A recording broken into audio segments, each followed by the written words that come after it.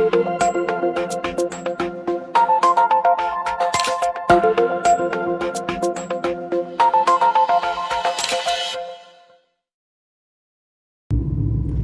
good day everyone.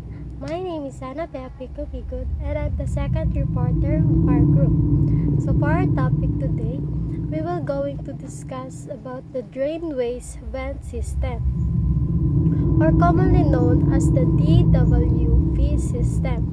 When we talk about plumbing, most of us only think about the pipes that bring clean water into our homes. But equally important is the system that takes the dirty water and waste away. The drainways vent system is a critical component of any plumbing structure. Its main job is to remove wastewater and sewage from fixtures like our sinks, toilets, and bathtubs, as what my slide showed. But it doesn't stop there. It also safely expels harmful sewer gases out through the roof, keeping our indoor environment safe and odor-free.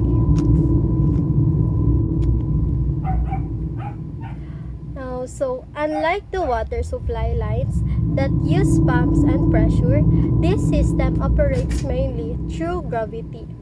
It uses properly sloped pipes, specially fittings called the P-traps, and vent pipes to make sure that drainage is smooth, efficient, and safe. So let me break this down further. So to understand how it works, let's first look at its four main components and what they do. So we have four key components and usage examples. These are drainage or waste pipes, vents, P-traps, and last is the clean outs. Now we will talk about the drainage or waste pipes. These are the main highways of the system. Their function is to carry wastewater and sewage away from the fixtures where they are used. Once the water goes down the drain, these pipes transport it all the way to either the public sewer line or your personal septic tank. These pipes are usually larger in diameter compared to water supply pipes because they need to carry solid waste and larger volumes of water without getting clogged easily. Now next one, we have the vents. So ever wondered why there are pipes sticking out of the roof of every building? Those are the vents. Their purpose is to follow fresh air to enter. The plumbing purpose is to allow fresh air and enter the plumbing system. So why is this important? Without air, when water flows down the pipes, it creates a vacuum or suction effect similar to drinking through a straw. This suction could actually suck out of the water from your traps, which would let bad smells and gases come back inside. So vent equalize the air pressure, allowing waste to flow freely and keeping the system balanced. Now we have the third one, which is the P-traps.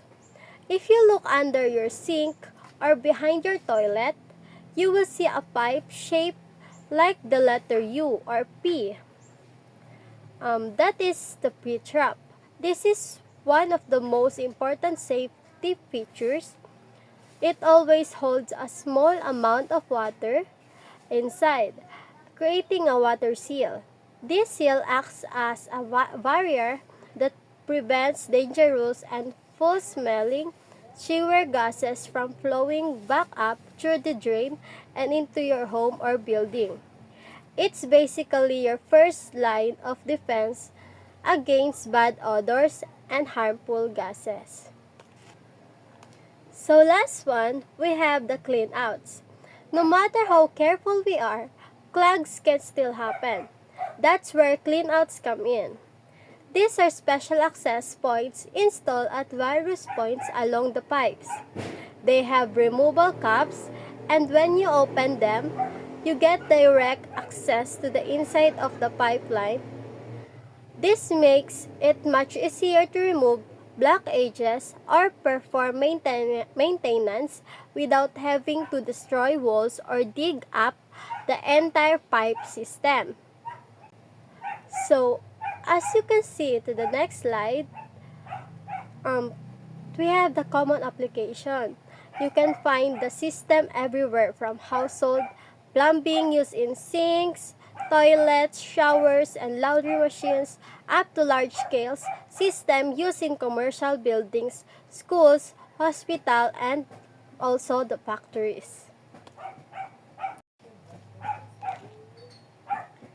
So, these slides, it question how it works. Now, how exactly does this system function? As I mentioned earlier, the DWV system is completely different from the water supply system. While water supply works under high pressure to push water up and into our faucets, the DWV system operates without any pressure, and it relies entirely on gravity and proper engineering. To make the gravity work, the pipes are installed with a proper slope or gradient, usually about 1/4 inch of drop per foot of pipe. This slight angle ensures that water and waste naturally flow downward and do not get stuck or pull inside the pipes. So, working hand-to-hand with gravity are the vertical vent pipes. As waste flows down, air enters through the vents. This airflow prevents back pressure and allows the water and waste to move smoothly. Just like how air holes in a juice box help the liquid to flow out easily. Together, these elements work in harmony. Waste flows down and out, air flows in and out, and the water in the pit trap stays in place to keep our spaces clean, safe, and smelling fresh. Now, finally, we have the last slide, which is the conclusion. To summarize, the drain waste vent system is more than just pipes carrying waste away. It is carefully designed system that ensures sanitation, prevents health hazards, and maintains comfort in our living and working spaces. Without the proper function of its components, drain pipes, vents, P-traps, clean-outs, we would face constant problem to clog drains, bad odors, and even exposure to harmful gases. So I hope you learned something from this video. So that's all. Thank you for my report.